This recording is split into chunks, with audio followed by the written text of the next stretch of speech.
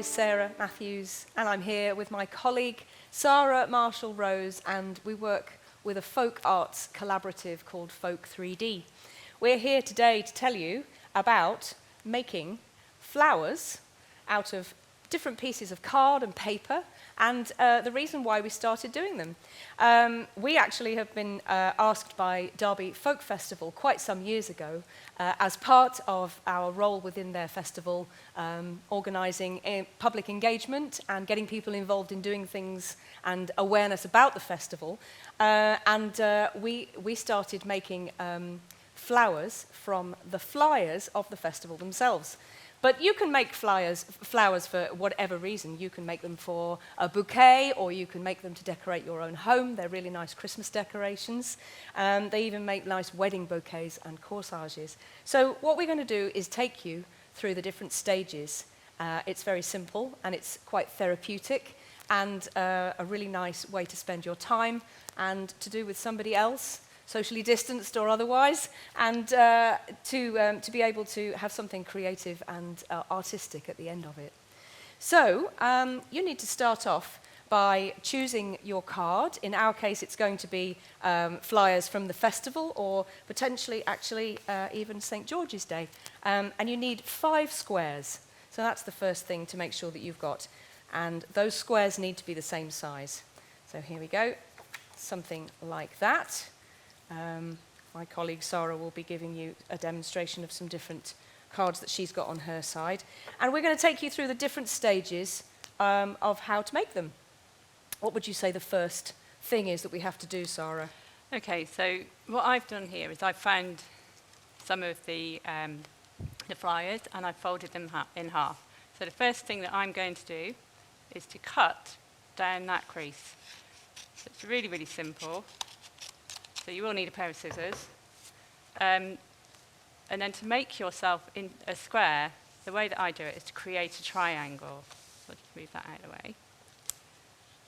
So just folding it down the crease there, so you end up with this kind of shape. So what you might want to do as you're doing it is choose a picture that you like, that you want to have in your top part of the triangle there. Then I'm just going to take the scissors and get rid of that bit.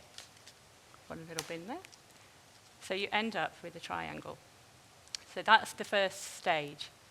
I've got various pieces here to show you the different stages. So what I've done here is I've got all the pieces ready to make into that triangle, but I've also got to the next stage. So I think it's this one. So once you've created your triangle, you need to be able to fold the corners in. So the next stage of that is to put the other corner in as well. So you make yourself a little kite, just like that.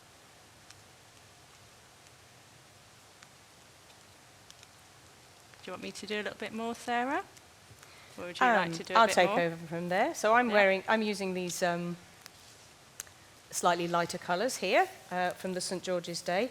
And as Sarah was saying, she's folded the top 2 corners in to what you're going to actually have at the top of your petal just here. So I've chosen this Derby Live logo here in the top portion. And I'm now going to fold these triangles out, put my finger inside, just let that flatten down, and put the top fold ridge down to the base, and let it flatten out to be like a kite shape. Does that make sense there? And I'm going to do that on both sides. So put your finger or thumb inside, let that flatten out to be 2 kite shapes either side, with your original emblem or piece of colour at the top there that's going to be the top of your petal. And we're working towards making one section here of the flower in its entirety. Okay. So I'll take you through the next part. Once you've got your kites made there, you're going to fold the top section down. And you can have it folded on the inside like that, or you can actually tuck it right in and have it hidden away. However you want to do that at this stage, it doesn't matter. But effectively you're tucking the top part of the kite in to make it flush with the corner of your piece again. Okay, And you're going to do this with all 5 of your pieces of card, by the way. You want to carry on from there? Yeah, I was just going to say, sometimes it's really nice just to make up your 5 pieces in the different stages. You get yourself into a little bit of a routine that goes on. So I'm just doing what Sarah was demonstrating there, just getting those kites ready. So I'm using a slightly bigger one there. So what I've done here is I've made sure that I've got this little emblem at the top. My kites are being made by bringing that point in front of it. So it's going to be on the inside of the flower when it opens up. So if I just quickly fold one more of these. So you get into a bit of a routine with it, and it gets quite therapeutic. And it's nice to have a bit of a chat while you're doing it, isn't it? Yeah, or sometimes sing. we've ended up talking about, what's on this bit of the festival leaflet from 2030. Oh, do you remember when so-and-so played there? Yeah. It was the Lucy Ward Band that year. It's really nice, actually, to just share those ideas and talk about what you're looking at. You can do this from bits of recycled magazine, and you can do it from really nice quality paper and card. Yeah, old Christmas wrapping whatever. paper. Sometimes Yeah. it's really nice to choose a variety of things from selected materials that you think will be really nice for somebody else if you're making a flower for somebody else. In fact, there was one here. Yes, here's a good example. I don't know if we can zoom right in on that, but that is a flyer flower dedicated entirely to John Tams and Barry Coop. So you can actually end up with something quite personal, either something that they like or something that's got their name on or something. So that's quite a nice gift for somebody. And that's your specialism, isn't it, Sarah? I personally like to do that, yes. And some people like to be completely random. It doesn't matter at all. Whatever you fancy the end product looking like. It can be symmetrical or otherwise. Okay, so I've got a couple of petals ready to go here, so I'd like to be able to show you the next stage. When we make these at the festival, we've always traditionally used the glue guns, which is what Sarah's going to demonstrate. Mm-hmm. But recently I've been exploring different ways of using different glues. Sarah's got a couple of other types, but the thing I found really useful and works well and sticks well are these glue dots that are used for, they're usually used for making cards. And they're really sticky, they're double-sided, and they're really successful. So if you wanted to do this with children, then it would be a nice way of doing it, although they can get stuck to them, as you can see. Do you mind if I interject just 1 second? Yeah. There's one little stage that I forgot to mention, which is after we've done this folding down of these flaps here, we've got one more fold to do that just goes in before that section. So what you're going to do is take these triangular sections that you've made here and give it one more hard fold in and make sure that that edge is nice and sharp. That's going to form the edges of the petals that do the sticking in one moment. So do that with all 5 of your petals as well. And you end up with it back as a square, but with this sort of corrugated patterned edge, which is going to look nice when it folds round. And that's the edge that you're going to do your sticking with. So what will happen is as you make your petal, you're wanting those 2 flat edges to then become joined. So the glue will go on those flat edges. Now I recommend putting any glue, whether it's whatever glue you use, near the edge. If you put it too close to the middle, it just pops back open. So if you're using these, you have to kind of give them a bit of a rub to allow them to move from the paper. Just do this again. The potential for getting your fingers stuck right in there. It's not Absolutely, too bad with those, but is you're not going to get any hot glue on you, which is something you have to be careful of with the other one. So once that's gone on there, I don't know if you can see that on here, but you just pop those 2 together and just give them a little bit of a squeeze. So again, keep it to the edge so that you don't end up getting a crease here, because you want to try and keep that nice and rounded. So you do that a few times, and eventually what you'll get is a series of them. So they'll all pop in together. So I don't know if you want to just show how you do it with your glue. We'll just come back over to this side and have a look at a slightly different way of doing it. I've got a few different examples of ways in which you might glue things together. I think the glue spots are working really well. They're perhaps a little fiddly, but they're much safer and very instantaneous and kind of not too messy. I'm going to demonstrate how to do it with the glue gun in just one moment, but it has been proven to work using a regular glue stick, like a Pritt stick, and PVA, but both of those take a little while longer to go off. So you're probably going to need to put your petals in place and then somehow put in some paper clips just to hold them there for a little bit longer while the glue goes off and is held in position. So that's how that works. I'm just going to, as Sarah quite rightly said, the last sort of hard fold was the final fold in to make this small square. But this, when we're actually using the glue to make the petals, is kind of a bend round, really. And it's really nice to maintain that rounded shape because it helps the flower to sort of look rounded and full-bodied rather than with kind of corners.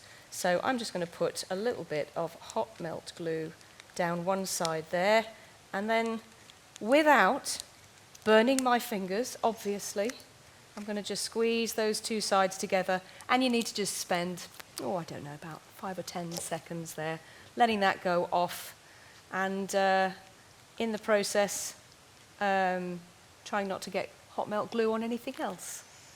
So there we go, that's one more of those. I've actually got two now that are ready to go, so I'm going to show you how I might stick those two together and build the flower up. I think that's gone off successfully.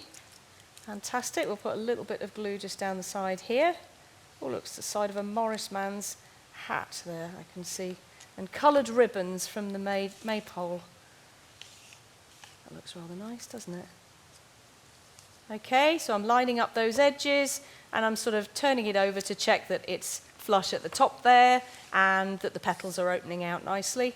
And you can see this rather lovely Derby Live emblem in the corners there. So whatever you chose to be at the top of your folded square of paper at the start is what comes out in the corner of your petals there as well.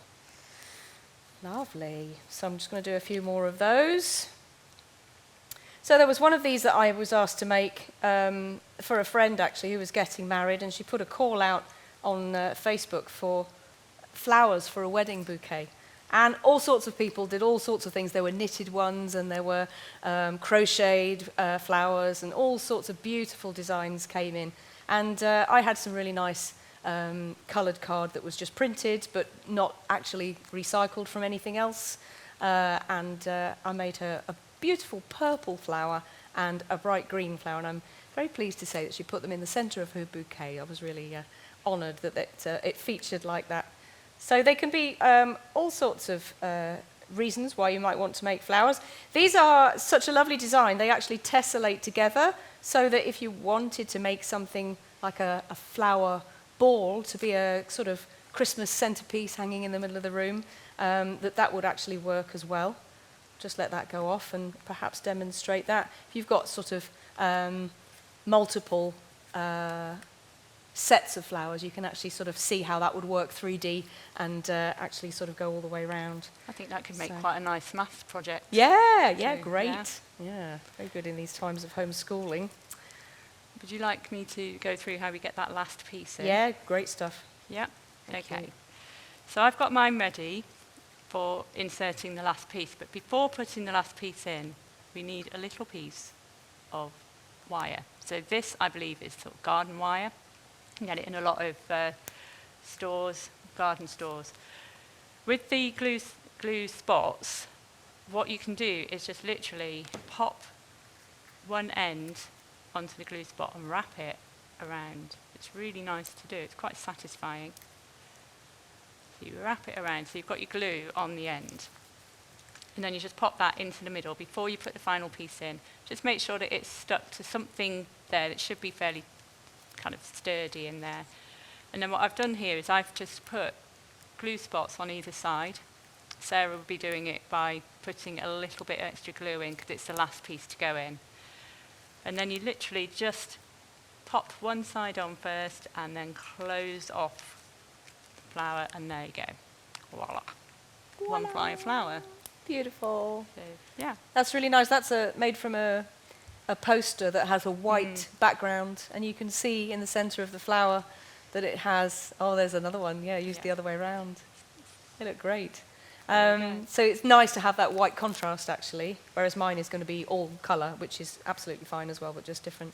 So if I just show with the hot melt glue gun as well, I'm going to put in a stem. I'm just going to insert it there once I've put some glue just down the middle. But if you're going to tessellate these flowers together and make a ball, obviously you're not going to want to put a stem in there. But you can be quite creative and actually do whatever you want with these flowers. Some people have like kind of different ribbons and pieces of card and messages with somebody's name on and things like that coming out of the top of the flower as well. So you can experiment and see what you think looks nice. People have made them in 4 petals, 5 petals, 6 petals. I think I've even seen a 7-petal flower. But the more complicated that gets, perhaps the more difficult it is to get everything seated so that it looks nice and symmetrical in the center. But you can experiment and see what you think looks right. Your opportunity to be creative with this. And the final piece, a little bit of glue down either side. Try not to get glue on everything else. Do end up with a little bit of a spider's web going on here. And the final piece just goes in there. And you hold it together for a little bit. And I got a very pretty St. George's Day Derby Live flower. Oh, that's nice. I've just noticed all the way around the outside we've got the dragon featuring. So there we go. Yeah. To summarise, you'll need some card, which can be matching or not matching. You'll need 5 squares.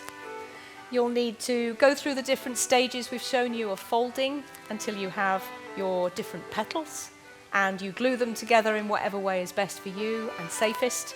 You can put a wire stem in if you want to, and then you can be as artistic and creative and make it bespoke for whoever you would like to. Thank you for watching Folk 3D's flower making video.